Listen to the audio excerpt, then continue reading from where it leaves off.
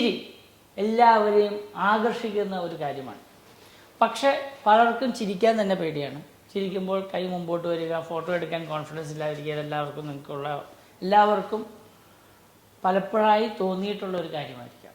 പല്ല് കമ്പിയിടുന്നതിന് മുമ്പ് നിങ്ങൾ പലപ്പോഴും കൈ മുമ്പോട്ട് പോയിട്ടുണ്ടാകും. പക്ഷേ കുറച്ചുകൂടി കഴിയുമ്പോൾ പല്ല് കമ്പിയിട്ടതിന് ശേഷം പലപ്പോഴും നമ്മൾ കമ്പിയിടാൻ മറന്നു പോവുക, അല്ലെങ്കിൽ കമ്പിയിട്ടതിന് ശേഷം ചില പല്ലുകൾ മാത്രം നീങ്ങി വരിക, ഇങ്ങനെയെല്ലാം വരുമ്പോൾ എന്താണ് ചെയ്യേണ്ടത്? അപ്പോൾ പല്ല് കമ്പിയിട്ടതിന് ശേഷമോ അല്ലെങ്കിൽ പ്രായമായി കഴിഞ്ഞതിന് ശേഷമോ അല്ലെങ്കിൽ ഈവൻ നിങ്ങൾ ഇപ്പോഴത്തെ സ്ഥിതിയിൽ ഇപ്പോൾ നിങ്ങളുടെ പല്ലുകളെല്ലാം ഇടമുള്ളതായിരിക്കാം, നിങ്ങൾക്കൊരു വെഡ്ഡിങ് വരുന്നുണ്ട്, നിങ്ങൾക്കൊരു കല്യാണ സീസണാണ്, കല്യാണത്തിൻ്റെ സമയം വരുന്നു, അങ്ങനെ എന്തെങ്കിലുമൊക്കെ ഒരു ആവശ്യം വരുന്ന സമയത്ത് പെട്ടെന്ന് നിങ്ങൾക്ക് പല്ലുകളെല്ലാം ശരിയാക്കണം, പല്ല് കുറച്ചുകൂടി ഭംഗിയായിരുന്നെങ്കിൽ എനിക്ക് കൂടുതൽ ചിരിക്കാമായിരുന്നു എന്ന് തോന്നുമ്പോൾ ചെയ്യാവുന്ന ചികിത്സയാണ് സ്മൈൽ ഡിസൈനിങ് എന്ന് പറയുന്നത്. സ്മൈൽ ഡിസൈനിങ് എന്താണെന്ന് ചോദിച്ച് പലരും വിളിക്കാറുണ്ട്. അപ്പോൾ സ്മൈൽ ഡിസൈനിങ് എന്താണ്? സ്മൈൽ ഡിസൈനിങ് എന്ന് പറയുന്ന ഒരേ ഒരു കാര്യം മാത്രമാണ്. സ്മൈലിൻ്റെ പല കോമ്പണൻസ് ഉണ്ട്. ഒന്ന്, നിങ്ങളുടെ ചിരിയുടെ വിഡ്ത്ത് എന്ന് പറഞ്ഞു കഴിഞ്ഞാൽ നിങ്ങളുടെ ചുണ്ട് എത്രത്തോളം വലുതായി നിങ്ങളുടെ പല്ലുകളെ തുറന്ന് കാണിക്കും എന്നുള്ളതാണ് ചിരിയുടെ വിഡ്ത്തും. അതുപോലെ തന്നെ ഹൈറ്റ് കൂടുമ്പോൾ അനുസരിച്ച്, ചിരിയുടെ ഹൈറ്റ് കൂടുന്നതനുസരിച്ച് നിങ്ങളുടെ മോണ കൂടുതൽ കാണാൻ തുടങ്ങാം.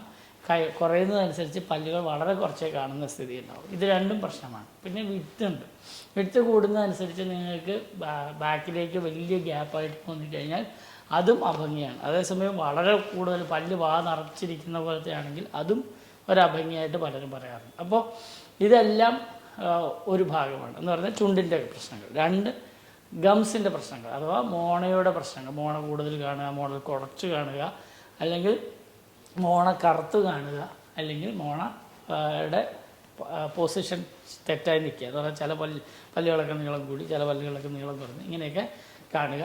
ഇതെല്ലാം മോണയുടെ പ്രശ്നങ്ങൾ. പിന്നെ പല്ലിൻ്റെ പ്രശ്നം, പല്ല് പൊങ്ങിയിരിക്കുക, പല്ല് കയറി ഇറങ്ങിയിരിക്കുക, പല്ല് താണിരിക്കുക, പല്ല് അകത്തേക്കിരിക്കുക, ഇതെല്ലാം പലപ്പോഴും ചില പല്ലുകൾ മാത്രം അകത്തേക്കിരിക്കുക. ഇതെല്ലാം പല പ്രശ്നങ്ങൾ ഉണ്ടാകുമ്പോൾ ഈ പറഞ്ഞ പോലെ തന്നെ ചിരിക്ക് ബുദ്ധിമുട്ടാണ്. ഇതെല്ലാം സഹിച്ച് ചിലർ ഇതാണ് ഭംഗി എന്നൊക്കെ വിചാരിച്ച് ജീവിക്കുന്നത് പല്ല് പറിക്കാനുള്ള പേടി കൊണ്ട്, അല്ലെങ്കിൽ പല്ല് കമ്പിയിടാനുള്ള പേടി കൊണ്ട്, വേദന എടുക്കുമെന്നുള്ള പേടി കൊണ്ടൊക്കെയാണ്. ഇങ്ങനെയുള്ളവർക്കൊക്കെ പറ്റിയൊരു നല്ല ട്രീറ്റ്മെൻറ്റാണ് സ്മൈൽ ഡിസൈനിങ്. പക്ഷേ ഇതിനകത്ത് ഏത് കോമ്പണൻ്റ് ആണെന്ന് അറിയണമെങ്കിൽ കൃത്യമായിട്ട് രോഗിയെ കണ്ടതിന് ശേഷമേ അറിയാൻ സാധിക്കുള്ളൂ. ഇതിന് പലതരത്തിൽ നമുക്കിതിനെ ചികിത്സിക്കാമെന്നുള്ളതിനാലും അതിൻ്റെ ലോഞ്ചിവിറ്റി അനുസരിച്ച് എന്ന് പറഞ്ഞാൽ മെറ്റീരിയൽ ഉപയോഗിക്കുമ്പോൾ നല്ല മെറ്റീരിയൽ ഉപയോഗിച്ചാൽ കൂടുതൽ കാലം നിൽക്കും, കുറഞ്ഞ മെറ്റീരിയൽ ഉപയോഗിച്ചാൽ കുറച്ച് കാലം നിൽക്കും. ഇങ്ങനെയുള്ള വ്യത്യാസങ്ങളും വരുമ്പോൾ നിങ്ങളുടെ കൃത്യമായിട്ട് ഇതിന് എന്താണ് ചെയ്യുന്നത്, സ്മൈൽ ഡിസൈനിങ്, എൻ്റെ പല്ല് സ്മൈൽ ഡിസൈൻ ചെയ്യണം എത്ര രൂപ വരും, അല്ലെങ്കിൽ എൻ്റെ സ്മൈൽ ഡിസൈൻ ചെയ്യണം എത്ര ദിവസം എടുക്കും, ഇങ്ങനെ ചോദിക്കുമ്പോൾ പലപ്പോഴും പറയാൻ സാധിക്കാറില്ല. കാരണം ഇതിൻ്റെ എല്ലാ കോമ്പണൻസും മനസ്സിലാക്കി കഴിഞ്ഞാലേ നിങ്ങളുടെ സ്മൈൽ ഏറ്റവും ഭംഗിയായിട്ട് ചെയ്ത് തീർക്കാൻ സാധിക്കുകയുള്ളൂ. അപ്പോൾ പല്ലുകൾ ഓർണം പൊങ്ങിയിരിക്കുന്നുണ്ടെങ്കിൽ അത് കറക്റ്റ് ചെയ്യാൻ സാധിക്കും, പല്ലുകളുടെ വിടവും മാറ്റാനുണ്ടെങ്കിൽ അത് ശരിയാക്കി എടുക്കാൻ സാധിക്കും, അല്ലെങ്കിൽ പല്ലുകൾ ആകെ മൊത്തം നിര തെറ്റിയിരിക്കുകയാണെങ്കിൽ അതും കറക്റ്റ് ചെയ്യാൻ സാധിക്കുന്ന ഒരു വളരെ വിപുലമായ ചികിത്സാ രീതിയാണ് സ്മൈൽ ഡിസൈനിങ് എന്ന് പറയുന്നത്. അപ്പോൾ നിങ്ങളുടെ ഒരു പുഞ്ചിരി ശരിയല്ല എന്ന് നിങ്ങൾക്ക് തോന്നുക, ചിരിക്കുമ്പോൾ അഭംഗിയുണ്ടെന്ന് തോന്നുക. അതേസമയം മുഖത്തിനുള്ള വരുന്ന മാറ്റങ്ങൾ, ചിലർ വന്നിട്ട് പറയും എൻ്റെ ഒരു മുഖം ചെറുതായിട്ട് കോടിയിരിക്കുന്നു, മറ്റേ വശം എനിക്ക് കോടിയല്ല, എനിക്ക് കറക്റ്റായിട്ടിരിക്കുന്നു എന്ന് തോന്നുന്നു, ഇതുപോലെ അത് വെക്കണമെന്ന് പറയുമ്പോൾ നിങ്ങളുടെ ബാക്കിയുള്ള മുഖത്തിൻ്റെ എല്ലിൻ്റെ ഘടനയൊക്കെ അനുസരിച്ച് മാത്രമേ നിങ്ങളുടെ സ്മൈലും കറക്റ്റ് ആവുകയുള്ളൂ. കാരണം എന്ന് വെച്ചാൽ അങ്ങനെയുള്ള പ്രശ്നങ്ങളുണ്ട്. അപ്പോൾ അതുകൊണ്ടെല്ലാം ഇത് ചെയ്യാൻ സാധിക്കുമോ എന്ന് വരെ അറിയണമെങ്കിൽ നിങ്ങളുടെ ഒരു കൃത്യമായിട്ട് നിങ്ങളിവിടെ കടന്നു വന്ന് നിങ്ങൾ ആ സ്മൈലെല്ലാം കാണിച്ച് കൃത്യമായിട്ട് സ്മൈലിൻ്റെ ഫോട്ടോസ് എടുത്തതിന് ശേഷം അതിനകത്ത് ആ മാറ്റങ്ങളെ നിങ്ങളെയും കാണിച്ചതിന് ശേഷം മാത്രമേ നിങ്ങൾക്ക് സ്മൈൽ ഡിസൈനിങ്ങിൻ്റെ പ്ലാനിലേക്ക് കടക്കാൻ പാടുള്ളൂ. അപ്പോൾ അതിനു വേണ്ടി ഉപയോഗിക്കുന്ന വേറൊരു AI ടൂളിനെ ഞാൻ നിങ്ങൾ കഴിഞ്ഞ ദിവസം പരിചയപ്പെടുത്തിയിരുന്നു. അപ്പോൾ ആ AI ടൂളിൻ്റെ ലിങ്ക് ഞാൻ ഒരിക്കൽ കൂടി ഇതിനകത്തിടാം.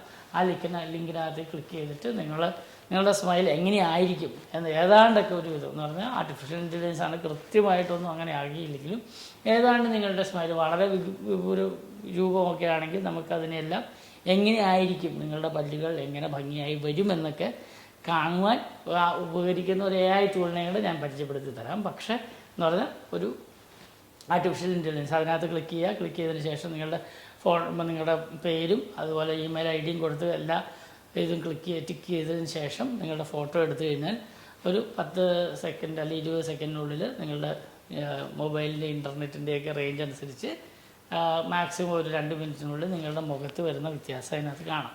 അപ്പോൾ ആ സോഫ്റ്റ്വെയറും കൂടെ കാണിച്ചു തരാം. അതിനുശേഷം നിങ്ങൾ അത് എനിക്ക് ഫോട്ടോ ഒരു സ്ക്രീൻ ക്യാപ്ചർ അല്ലെങ്കിൽ നിങ്ങൾക്കറിയാമല്ലോ ഇതിനകത്ത് തന്നെ സ്ക്രീൻഷോട്ട് എടുക്കുക, അത് നിങ്ങൾ എനിക്ക് അയച്ചു തരികയാണെങ്കിൽ ഇതിലേക്ക് മാറ്റുവാൻ എത്ര സമയം എടുക്കുമെന്നൊക്കെ ഏതാണ്ട് എനിക്ക് പറഞ്ഞു തരാൻ സാധിക്കും. അങ്ങനെ വാട്സാപ്പിലേക്ക് മെസ്സേജ് അയയ്ക്കുക. അങ്ങനെ നിങ്ങളിപ്പോൾ കണ്ണൂരോ കോഴിക്കോടോ കാസർഗോഡോ നിന്നൊക്കെ ഒത്തിരി പേഷ്യൻസ് വരുന്നുണ്ട്, അല്ലെങ്കിൽ ഇപ്പുറത്തെ വശത്ത് തിരുവനന്തപുരം ഒന്ന് ആ വശത്തേക്കും നമ്മുടെ തമിഴ്നാട് ഏരിയ ബോർഡറിലേക്കെല്ലാം ഇഷ്ടംപോലെ പേഷ്യൻസ് നമുക്ക് വരുന്നുണ്ട്. അങ്ങനെയുള്ളവരൊക്കെ ചെയ്യുന്ന ഈ ആപ്പ് വെച്ച് നോക്കിയതിന് ശേഷം അതിൻ്റെ മാറ്റം വരുന്ന വ്യത്യാസങ്ങൾ എങ്ങനെയാണെന്നൊക്കെ നോക്കി അതിന് എനിക്ക് സ്ക്രീൻഷോട്ട് എടുത്ത് അയക്കുകയാണെങ്കിൽ കൃത്യമായിട്ട് ഇങ്ങനെ മതിയോ എന്നെല്ലാം നിങ്ങൾക്കൊന്ന് മനസ്സിലാക്കുക. ഇനി അല്ല അതിനേക്കാളും ചില വ്യത്യാസങ്ങളൂടെ വരുത്തണമെങ്കിൽ അതുങ്ങളെ നിങ്ങൾക്ക് എന്നെ പറഞ്ഞ് മനസ്സിലാക്കിയാൽ ഏതാണ്ട് എത്ര ചിലവാണെന്നൊക്കെ എനിക്ക് ഫോണിലൂടെ തന്നെ നിങ്ങളെ അറിയിക്കാൻ സാധിക്കും. അതുകൊണ്ട് നിങ്ങൾ ഒരു ചിരിക്കാൻ മടിയുള്ള വ്യക്തിയാണെങ്കിൽ ദയവായി, അല്ലെങ്കിൽ ഇനി ചിരിക്കാൻ മടിയുള്ള ഒരു വ്യക്തിയെ നിങ്ങൾ അറിയുമെങ്കിൽ ഈ വീഡിയോ കണ്ടെങ്കിൽ അതിനകത്ത് താഴെ കമൻ്റായിട്ട് അയയ്ക്കുക. അതുപോലെ തന്നെ ഇതുപോലെ ചിരിക്കാൻ മടിയുള്ള വ്യക്തികൾക്കെല്ലാം ഇത് അയച്ചു കൊടുക്കുക. അവരുടെ പ്രശ്നം പല്ലാണെങ്കിൽ അത് മാറ്റി കൊടുക്കാൻ നമുക്ക് സാധിക്കും. സ്മൈൽ ഡിസൈനിങ്ങിനെ കുറിച്ച് കൂടുതൽ വിവരങ്ങൾ അറിയുവാൻ നിങ്ങളുടെ കമൻസുകളോ, നിങ്ങൾക്ക് ഇതുപോലുള്ള വീഡിയോസ് ചെയ്യണം, പുതിയ വീഡിയോസ് ചെയ്യണം, ടെക്നിക്കലായിട്ടുള്ള കാര്യങ്ങൾ നിങ്ങളെ പഠിപ്പിക്കാൻ ഈ പ്ലാറ്റ്ഫോം ഉപയോഗിക്കുന്നതല്ല. പക്ഷേ നിങ്ങൾക്ക് അറിയേണ്ട അവയർനെസ് എന്ന് പറഞ്ഞു കഴിഞ്ഞാൽ എന്തൊക്കെയാണ് നിങ്ങൾക്ക് ഒരു ട്രീറ്റ്മെൻറ്റിനെ പറ്റി ഒരു പേഷ്യൻ്റ് എന്ന നിലയ്ക്ക് അറിയുവാൻ നിങ്ങൾ ആഗ്രഹിക്കുന്നെങ്കിൽ അത് താഴെ കൊടുത്താൽ കമൻറ്റിലൂടെ ഞാൻ അറിയിക്കാൻ ശ്രമിക്കാം. അതുപോലെ തന്നെ നിങ്ങളുടെ നിർദ്ദേശങ്ങൾ, വിലയേറിയ അഭിപ്രായങ്ങളെല്ലാം അറിയിക്കുക. അത് ഞങ്ങൾക്ക് വലിയ പ്രചോദനമാകുന്നുണ്ട്. പരമാവധി ആളുകൾക്ക് നമുക്ക് ഇതിനകത്തൂടെ റിപ്ലൈ ചെയ്യാം. പലപ്പോഴും ചികിത്സയുടെ ചിലവിൻ്റെ കാര്യം മാത്രം താഴെ എഴുതാറുണ്ട്. കാരണം നിങ്ങൾ ചെയ്യുന്ന ക്ലിനിക്കിൻ്റെ അനുസരിച്ച് അതിൻ്റെ ചിലവുകൾ മാറുമല്ലോ.